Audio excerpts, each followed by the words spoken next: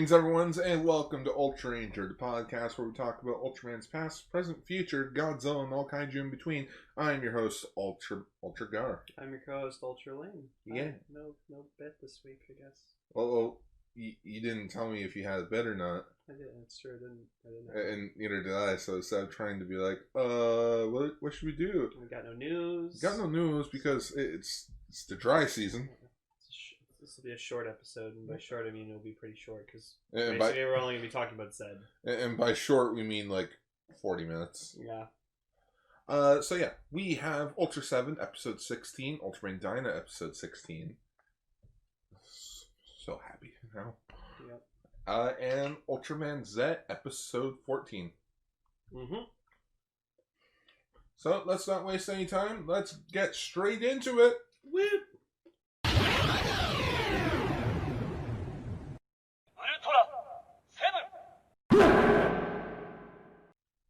So episode 16, The Eye That Shines in the Darkness. This episode was pretty lame. It was pretty lame a bit. Like, the first, I want to say, 8 minutes of it were really good. But then... And you threw a kid in there. But then right as... So yeah. So let's talk about this. So a space shuttle called the Sakura 9 flew out into space to look over a planet that they've dug Anon. Just observe peacefully. Yeah, just observe it. And it's come back after a few months of just radio silence, and now, there's no one on it. It's an unmanned craft, but as soon as they're like, "Oh, it's coming back," like without like us telling it to come back, it's like, "Oh, then there's something came back with it." Mm-hmm. And it's like, it seems like a pretty interesting concept. It's like, oh, aliens are probably going to be on board it or something like that. Mm-hmm. But then we get the character of the episode, Hiroshi. It's a little fat kid who apparently is like a weakling. All the other kids bully him. They're like, "Oh, you cry again, Hiroshi? You cry? No!" I just love that. Like, there's like at least 10 kids there hanging out in the park. They see him walk up, and all of them just charge at him. Look, it's weak-ass Hiroshi! Fucking get him! Let's get him! Yeah, so, like, he has his rock, and, like, I got a rock. It's suspiciously shaped like some kind of kaiju. Mm-hmm. And so, like, yeah, one of the kids is like, "Oh, give me the rock," and it's like, "No, fuck you. It's my pet rock." And then we see, like, a tree, and in the center of it, like, this green eye kind of fucking shows up, and it starts like emanating this fucking noise that, like, at first, like, when like Anne, Amagi, and Dan go to check it out, like, Dan hears something but they don't, and it's just like, he's like, "No, I hear it," and it's like, wow, you're just making it obvious, dude. I don't hear a thing. It's because you're a human. What? There's a problem between two aliens. I mean, Earthlings and aliens. Megatron's offline. Terminated it. I did it myself. Saw it myself. And so, like, there's this green eye thing, and it's like emanating this noise that, like, hurts everyone's heads, and like it like glows this green light and stuff. It's cool. He's got like this cool voice, and goes up to Hiroshi, and he's just like, "You must bring my body, this rock, back to that place you found me, and I'll make you a strong kid. Bring it back to the mountain. Don't you want to beat up the bullies?" Yeah, with the sulfur and all that. But it goes from, okay, I can get into this, to there are people out looking for him with torches. Like, not flashlights, not, like, just straight up torches. And, like, the kid doesn't know what the fuck he wants. Like, at one point, he's like, "I'm kind of tired. I think I'm just gonna, like, go." And he's like, "No! You must bring me back! Don't you want power?" The world needs laughter. And so, like, the Hiroshi takes it, and then it's like, "Oh, go home, kid." Ah, let go. Suit yourself.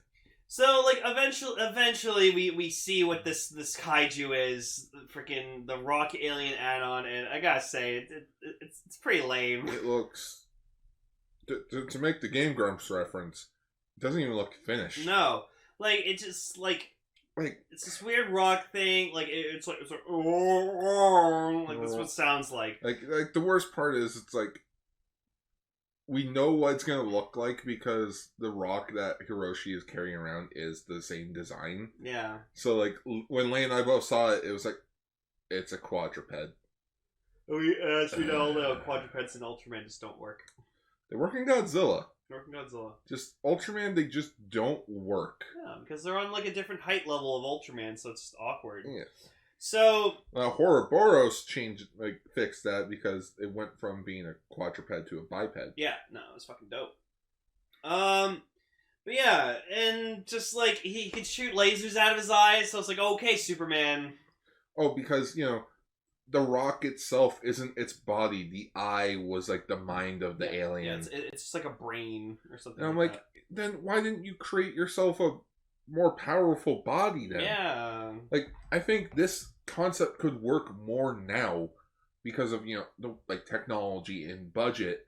You could have this thing show up in the biped form, it get destroyed, be like, perhaps I need to work on something. And maybe make like a rock version of the Ultraman. Yeah, or like fuse with the ship or something instead of blowing it up. Yeah. Fuck. So then You're so smart, you figure it out. Oh my god, So then Sedan turns into Ultraseven and just beats the shit out of him. Yeah, like literally gets on him, just starts punching bam, him. Bam. Then at one point, like they do like a beam struggle where they like fire their beams at each other, and then like Ultraman does like this like thing where he like fires these like ring beams out of his arm, and he starts like levitating the thing and like rotating it, and it's like, listen, these humans are good. They did not mean to. Oh yeah.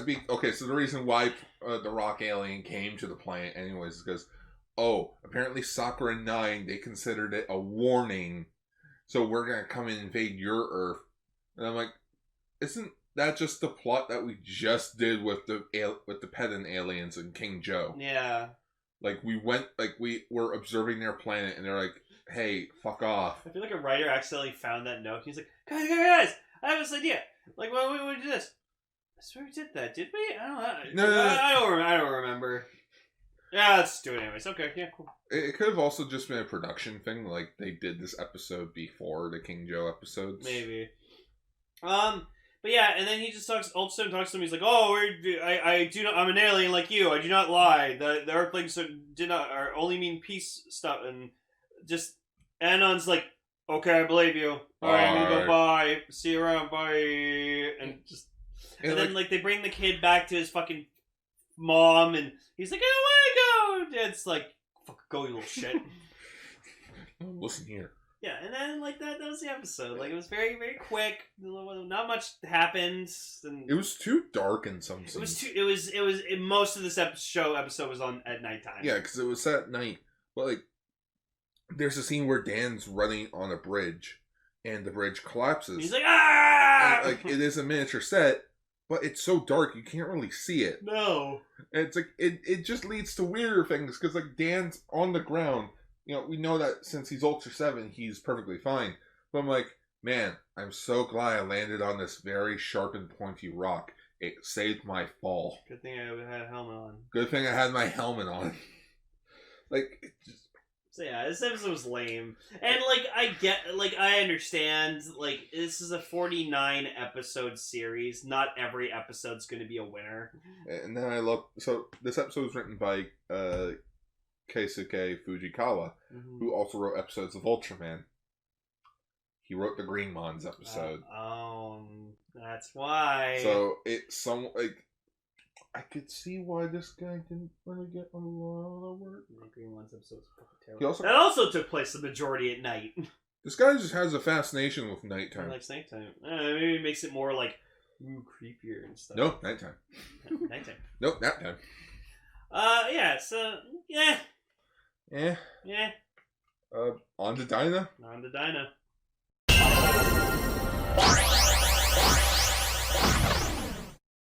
Ultraman Dyna. So, episode 16, Intense Battle on Kaiju Island. So this was a bit more like it because, you had, fun, experiments behind the scenes and deception, betrayal, and Hanejiro! Hanejiro! Yeah, the space cat. The the robot flying space cat. Yeah, so we got Hanejiro back finally. So apparently he's been like being taken care of at this institute. Yes, this biotechnology research institute. And Dr. Utomo. Yep. And his assistant. And so like so Asuka and Nakajima go to visit them because, you know, they were the two who interacted with him the most. Mm-hmm. So Asuka's playing around with them, and then like his assistant comes up to Dr. Utomo and he's like, "Oh, the court is requesting us, like, inquiry. I want to shut us down. Alright, 4 a.m. We'll gather our shit. We'll take Hanejiro. And we'll go to that place. Got it." Why are you winking so large? Oh, I just wanted to make sure that I understand. I like to whisper too. Sir, why are you winking like that? No, nothing, Hanejiro. Shut up. Go nap. Isn't that what you do best? The car was a steal. Say that again without the winking. The car was a steal. Steal. Wink. The car was a steal. It's like if we ate Gooter. Actually, no, scratch that last one. Gunther. Who's Gunther? It's just I was just happy because we got Hanejiro back. Yeah, but then he gets catnapped. Yeah, he got Hanejiro napped. Space robot flying catnap. Yeah. So basically, what this fucker's been doing, apparently, sorry, I'm tired. I'm crashing from all the sugar I've had today. So much sugar. Freaking, this guy's been cloning and reviving dead kaijus. Yeah. And deciding, hey, we should live in a world where we coexist with them and they can be used to, like, defend us and, you know, do hard work and, like, landscaping and shit. And I'm like, okay, cool, why don't you go talk to Daichi from Ultraman X? He probably would love to help you with that. I mean, on one hand, his plan makes sense. But the government's like... But on the other hand, to quote Batman v Superman, you're psychotic. Yeah, like, you can't guarantee that you can control these things. And apparently he's been, like, training them, air quotes. So, yeah, we do get to see two kaijus that have been shown off before. One from episode 6 of Dyna, which is Shieldon, the insect one. Yeah. Like the baseball episode guy. Yeah, like, yeah. And the other one was actually from Tiga. It's Silvergon. Which is weird because how did they get his DNA if he was in like a pocket dimension? Maybe there were remains of him left over. I guess. Yeah. It's been a long time. And you know, like A for effort for Koda being like, because like Asuka's about to shoot at him, and he's like, Asuka, stop. He can only sense things that move. Yeah, he's blind. I'm like, oh, I guess Koda actually watched Ultraman Tiga. Throws a rock at him. Yeah, it just yeets a rock at him. Just I see he went to the Showa era Godzilla school of training. Throw rocks. Yeah, so like in the end, like they try to stop him, and then like they make this like kaiju called like Neosaurus, which is like a hodgepodge of like different kaijus that they spliced together. Which they looked cool. Yeah, he did look cool. And it's just, and the reason why he took Hanejiro with them is because Hanejiro is, according to them, very smart. Is very smart. SMRT. But he's only at a 2nd grade level. Yeah. But he has like intelligence in his genes, and so he needs to extract the genes from. It's like in actually no, that's spoilers for Mandalorian. I'm not gonna talk about that. I was just thinking, I'm like, Hanejiro meets the child. Kind of. And so like we think like Hanejiro's like dead because like he's kind of just like he's like in a tank, like Mewtwo almost. Like our thumbnail is basically just gonna be. Instead of it being I am the ultimate life form, it's going to be I am the ultimate. We dreamed of making the world's cutest kaijin, and we succeeded. I just smothers him to death.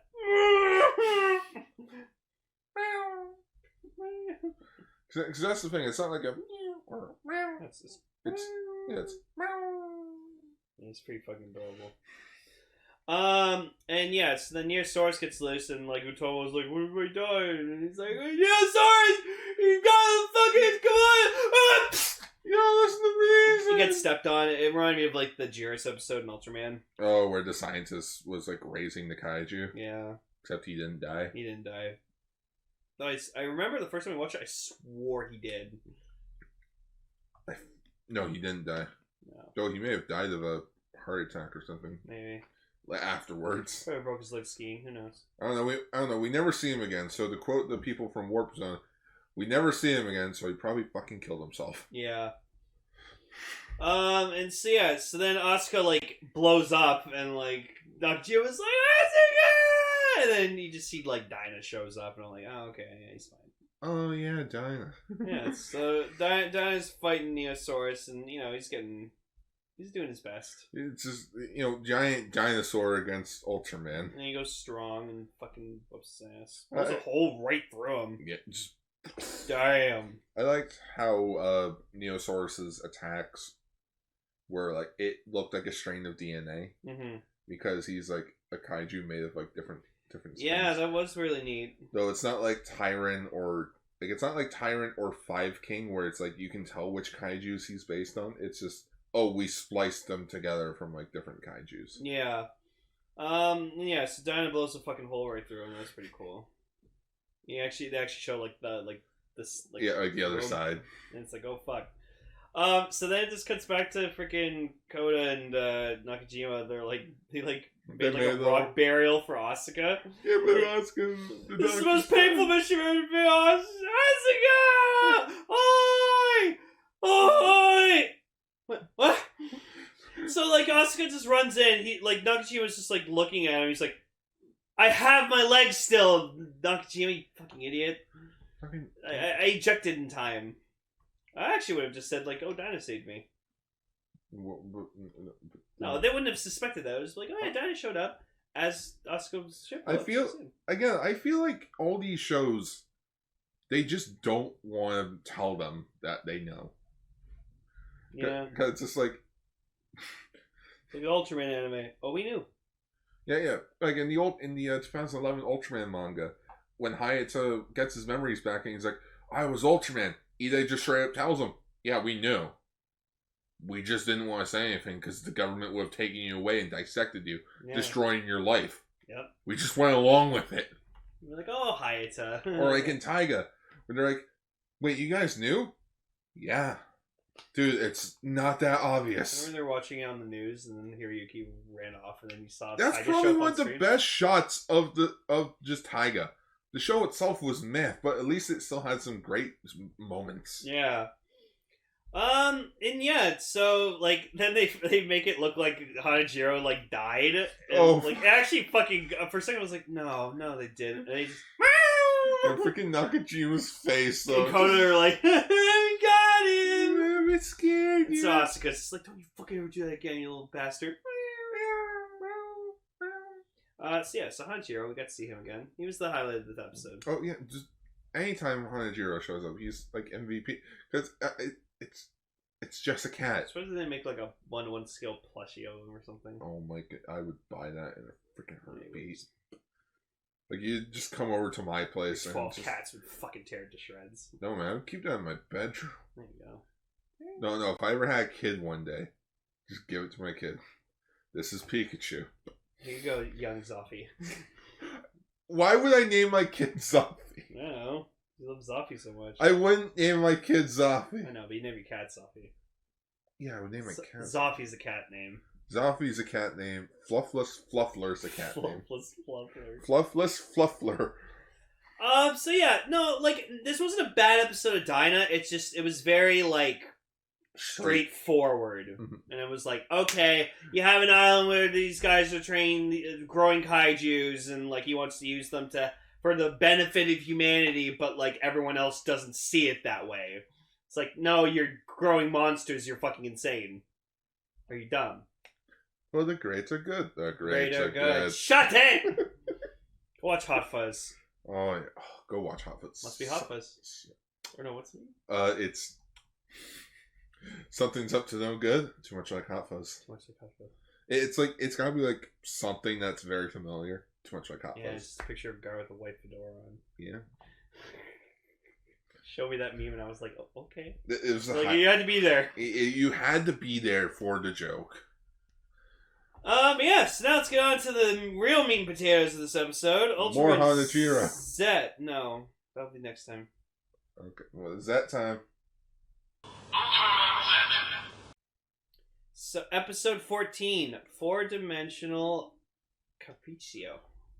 Yes, hi. Can I get a 4-dimensional cappuccino, extra tuna, Capriccio. and some dad emotions, and put it under Z. Oh my god. ZETT. Thank you. Yeah, this episode really fucking tugged at my heartstrings.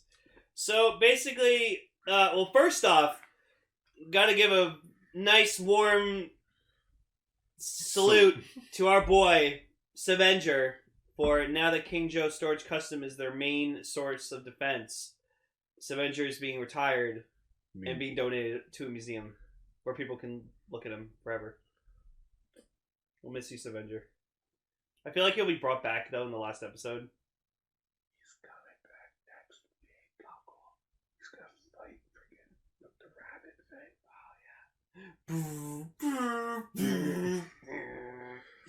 But yeah, so Spencer's being retired, so that's really sad. So Storage, it's like he was their first ever mech. Yeah, so they decided to have like a party celebrating that like King Joe's like fully operational. Fully operational and a farewell party to Sevenger. So fucking Heavy Kura just fucking drives it on a bike. He rides it on a bike for no reason. And it made me realize, I'm like, so like, is Juggler going like full ham with this whole human disguising? Like, does he have an apartment? Does he have does he have like a personal life? Does he go out and drink with buddies and stuff like that after work? Like, does he have work buddies? Yeah. I just in this episode, he's sitting at home like doing like a puzzle and stuff. Like he's in like a white beater and just shorts, and he's just like, huh, okay, if I put this piece here, oh, it's Ultraman. Oh, it's Ultraman. Yeah. Oh yeah, I recognize this guy. So yeah, this episode was directed by Kyoto Takaguchi, who was the main director for Orb. So I guess he's just best friends with Juggler and be like, hey, ride in on the bike in this scene. Yeah. Why? Just do it. So then... okay. So then Mr. Baco shows up, and he's like, the hell are you guys all doing here? Oh, it's Mr. Baco, we're just having a celebration. Yeah, I can see that. Let's go full all out. No half-assing this. What? Taste my tuna. And he's holding a giant, like, a tuna, like, that's as big as he is. Social distancing. and so they all ask him, it's like, have you always been able to catch tuna? Like, how'd you learn? He's like, yeah, it's just something I picked up. Okay. And we just eat it. Yeah, so, he cuts, you see him, he's just, cleaning off his knife he just used to, cut up this fucking tuna. So everyone's enjoying the tuna. And, you just see Haruki sitting down, and then, Yoko comes up, just fucking slaps him on the shoulder. What's wrong, Haruki? Can't you eat raw fish? Oh, boy. I can't wait to hear that 4 more times. And he just says, Yoko, don't you just wish, when you eat something really good, you could just go back in time and just eat it again, and again, and again? And again, and again, and again. What's it like, Bart? Bart? Yeah. So, you have, Kaburagi outside, still being possessed by Cerebro. Yep. And, you have a red orb and a blue orb. When we first watched that, I forgot Bolton was a thing at first. I saw those two red and blue objects, and I was like, wait a fucking minute! I know what those are. And then I saw Bolton, and I'm like, it's that thing again! And it did the exact same thing that it did in Ultraman, where it was right outside the headquarters and fucking shit up, messing with people's heads. Because we learned more in this episode than we did in Ultraman, that it taps into your mind and your subconscious, and it's it projects whatever you're thinking. So for Haruki, it's I want to keep eating this fish over and over and over again. So he just keeps going. When he keeps going to do something else, he keeps going back to the exact same spot where he's about to eat his food. And Yoko, when they find out about the kaiju, Yoko's always trying to get to the mech, but Get to it's King just, Joe, yeah. and then like Yuka explains to her later, just Maybe you want to go there, but your subconscious doesn't want to go to King Joe. because it's such a nice moment, you don't want to go out to fight. Maybe. Yeah, and I like that later on, like Juggler like approaches like Cerebros or whatever. Yeah. He's just like, how the fuck do you know that name? I know who the fuck you are. You're causing trouble around the universe. Just, oh, you here to stop me?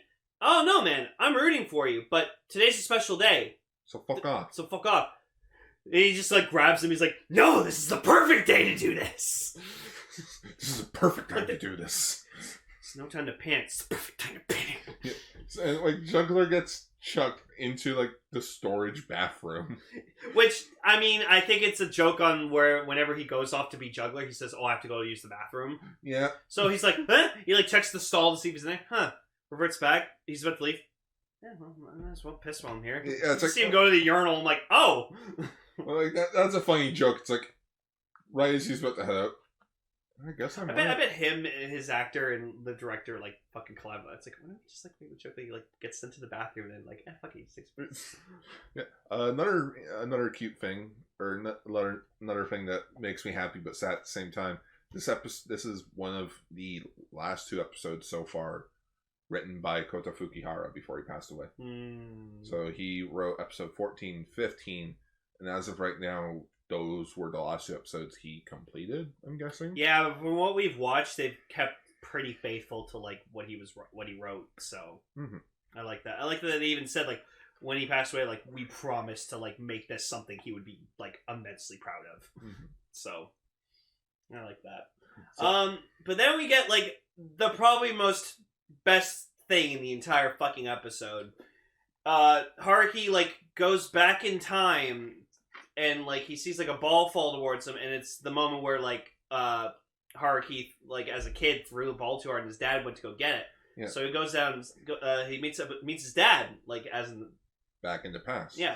And so like he asks for the ball, but then he just decides, you know what, while he's here, I should ask him a question that's like been on my mind. And so he like legit asks him, if you were to protect someone but your actions would hurt someone else, or if you couldn't protect them, like what would you do? What would you do?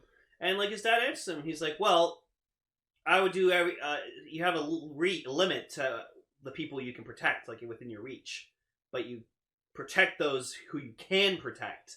And if your actions harm someone else, don't forget them. Yeah. Keep them like in your soul. Kind of remind me a bit in Justice League when Flash is like. Did you ever see Justice League? Yes. Okay. So there's a scene where the Flash doesn't really know what to do because he's a bit panicking because the Demogorgons or whatever the fuck they're called are out there, and Batman just tells him, "Don't try to save everyone. Save one person. Save one person. Just keep going from that mentality." Cause it's kind of like how you tell me, don't focus on all the backlog episodes that you have. Focus on the one. Yeah. Because it helps you. Like, it really helps you think. Yeah.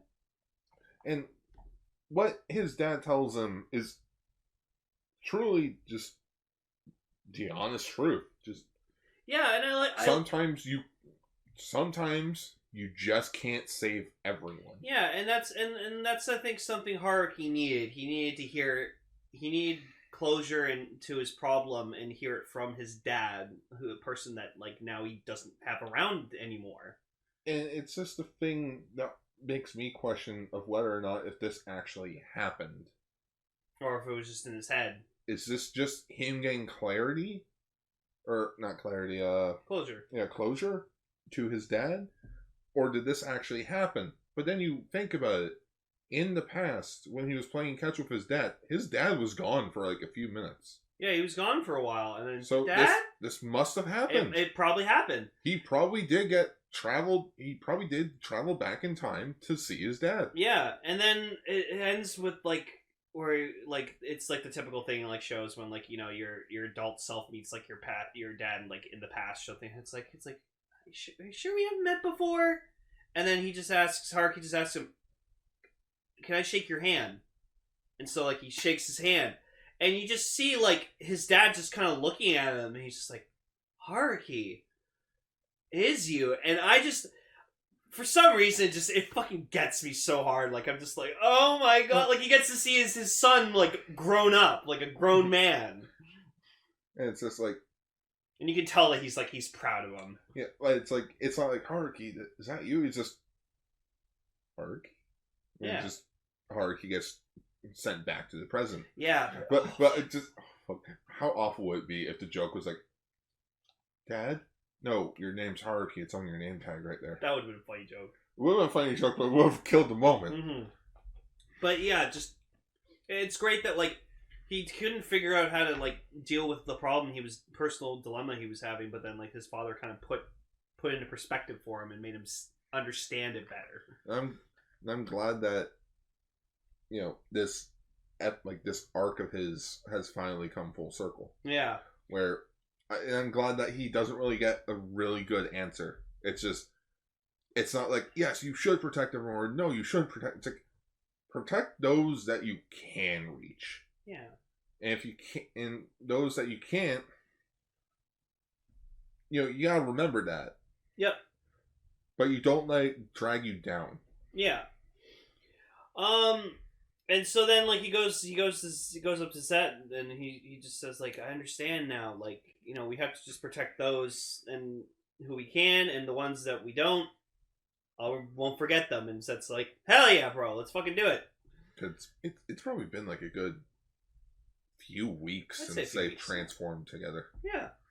But like Bolton's awesome. Mm. It's just this weird, like, you can tell, like, it's just a guy, like, in the suit, because, like, Bolton's, like, this weird, like, blob thing, and it has, like, these holes all around him, and he can, like, take out, like, these little egg beater things, and spin rings, and, like teleport, fuck with, like, reality, and just, like, you can tell it's just a guy in a suit, and he has, like, all, like, the things, like, inside, he just, like, pokes, like... I honestly, because, like, you know, the sound stage that they're on is, like, you know, a few feet above the ground. Yeah. So I have a feeling the guy, like, whoever runs Bolton, there is a suit under, like, for all that we know, it's probably not even a suit. It's probably just a model thing that they have. Or, no, you know what, I'm going to say it, they probably have two. They have one for the attack thing, where, like, their guy's underneath the sound stage, and he pulls them all up. Yeah. And then I have another feeling that there's a second, like, it's a model where, like, they use strings to, like, pull it around. Yeah, when it's, like, bouncing up and down. Because you can see it has, like, a bottom to it when it's bouncing. Yeah. Yeah, so it's really cool. And so Zed, like, fights it, and he fights his Gamma Future, and, like, he, like, warps with them, and he gets some pretty cool fights where he's blocking shots of the barrier, he's throwing projectiles at him, and just, like, freaking Bolton's just, like, throwing them back at him, like, throwing his ring attacks. And, you know, for a kaiju that doesn't have a face, this thing is pretty intimidating when he freaking shoves Ultraman into the ground. Yeah, and he's with just his head. Powers. He's just like, shit. Gets, like, run over. But then, like, you don't see Ultraman, like, Zed for a couple seconds. It's like, what the hell? And then just all of a sudden, Beta Smash! Just fucking jumps on him. Runs in. Starts pouncing. And, like, it's weird. Tears out the Beta Smash felt more aggressive. Like, and I feel like that's how he always should have been. He should have just been this kind of, like, testosterone, like, yeah, kind of like, like, you know how, like, a wrestler gets, like, really, like, worked up. Yeah, like, very worked up, and he just starts, like, and he has control of what he's doing, but, you know, he's just, like, he kind of, like, overdoes it with shit. Mm-hmm. So I like that he's just, like, beating the fucking hell out of this thing, like, trying to lift it up and, like, grab it, and just, like, it's not doing anything, because he's, like, it's all squishy and stuff. Yeah. And then he just, like, okay, I have to go back to Alpha Edge. He grabs the Z arrow, and he, like, seismic tosses it around. Boom! Just gone. Done. It was an awesome fight. Like, I like it was some good green screen as well. Yeah, though you could tell when he was, like, spinning him around, like, you could tell it was just like they cropped him into, like, a wide shot picture of, like, the city. I could tell that. Yeah, but I like that because it kind of, although it looks fake, it's a nice fake. Yeah. And so they fuck it up. They fuck up Bolton, and then like, Yuka's upset that she can't find, like, a fragment. Yeah. So she's like, please give me, like, she's trying to, like, think with her subconscious, to be like, I want fragment Bolton. She opens the door, you just see Heavy go, hey, how's it going? Okay, come on, let's get up. You know what the joke should have been? Please let me see the spiky alien. Opens up the door. Just Heavy Kura. Hey. Oh. I think that would have been a funnier joke because it's like... But yeah, and so then, like, we get the other shot of, like, Yoko, like Haruki sitting in the same spot, but this time it's like it's not repeating. Yeah, it's like, hey, come on, we gotta clean up the party. It was funny though, seeing like Yoko like climbing up a flight of stairs to get to King Joe, but she just kept fucking going up the same flight of stairs. In which now you're thinking like if this thing works on subconsciousness, then that explains why Ide kept running up the long thing of stairs in the original show. That's all he was thinking about. Yeah, because he saw the stairs and I'm like, oh, if we get up there, we can see what's going on. Yeah. So it was just fucking with him. It was just making him. It's like that never-ending staircase in fucking Mario 64. Just well, yeah, but you need to get 75 stars or more to get up there. Or you go, yeah, or you glitch. I'm never gonna turn on that. And then it was funny just seeing Haruki like go back to the same spot. He's like, "Fuck! I just want to put out window." It's Groundhog Day. Yeah. Oh my god, I love that movie. But yeah, so this was like such a fucking good episode. Like, I'm glad Haruki got like, like his character development was resolved and like his personal dilemma. And, like, see, this is what Taiga was missing. This is what Hiroyuki was fucking missing. Actual growth as a character. Oh, I little kaiju as a kid, and then he grew up and he sacrificed himself. That's it. We never met his parents. Oh, Pariko is a robot. I still like how I used the audio clip of thank you for sharing that information that I could have had yesterday. Just Taiga. Hopefully the movie does the same thing that the Rube movie did for us, where we watched the Rube movie and we were like, we're sorry. No. The Taiga movies. That's why everyone else is there, because they know Taiga can't have his own movie. We know. We see Guy, we see Riku, we see fucking... We see all the new generation heroes there because we all know Taiga can't hold his own movie. So everyone else has to be there. Oh no, my dad's evil! Been there, done that, kick his ass. Yeah, right? Like, Riku's like, I've already done that. Yeah. My dad's literally the embodiment of evil. Genga, I also kicked evil Ultraman's ass. Yeah, it's just Genga, but the other half. Pretty much. But Rube. Yeah, we fought this guy who thought he was Orb. Guy's like, what? No, not you, Orb. The Orb Dark. Orb who? No, I fought him when we fought Dark Killer. No, the other Orb Dark. Just start arguing over shit. It's like, hey, what about that time I was baked in a giant pizza? Yeah. Hey, do any of you remember when this is what it is! The Taiga movie's just gonna be... Yes! The Taiga movie's just gonna be the forever red of fucking Ultraman. So wait, so one of them's just gonna show up even though they already finished filming the movie? Yeah. And like, they're just gonna like crop him in there. It's gonna be Daichi. There you go, it's gonna be Daichi. Oh, man. Oh. Hurry up, Taiga movie, I wanna watch you. Well, it comes out on Christmas Eve. Like, when was this supposed to come out originally? March. No, okay, let me rephrase that. Movie was supposed to come out in March. Then the pandemic happened. Yeah. And then it got delayed until August. And then the DVD Blu-ray is coming out in December. God. And the upsetting part is that, when Mill Creek did the international license deal, Taiga wasn't a part of it because it was still airing. Yeah. So they don't have a contract for the international rights for Taiga yet. Fuck. Which, to be fair, it'll probably happen. Yeah, of course. But yeah, episode 14 of Ultraman Z was really good. Yep. Probably the best episode out of the 3 that we saw. Yeah. It's kind of like we went from the most like episode to okay, this is pretty decent to best written and directed episode. Yeah. It's really good. We're almost done this show. You see this, guys? This is how you do a show. This is how you do a franchise.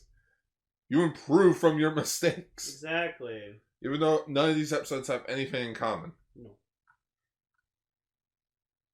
Anyways, that's episode 142 of Ultraranger. Yep. Anyways, schwa for now, everyone. Schwa for now.